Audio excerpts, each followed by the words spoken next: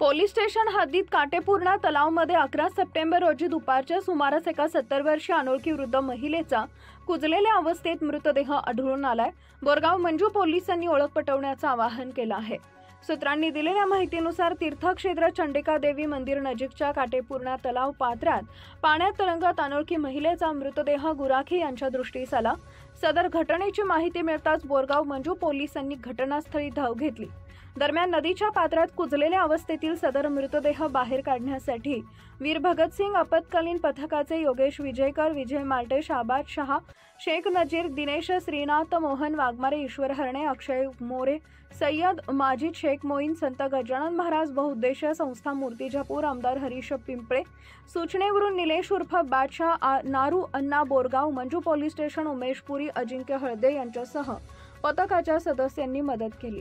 दरम्यान सदर मृतदेह कुजलेल्या अवस्थेत मृतदेहाची ओळख पटेल असं घटनास्थळी काही आढळून आलेलं नाही।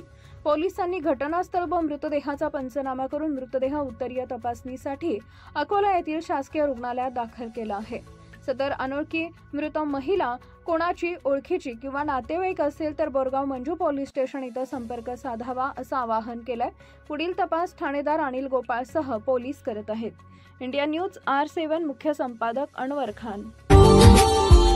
Subscribe now and press the bell icon. Never miss an update.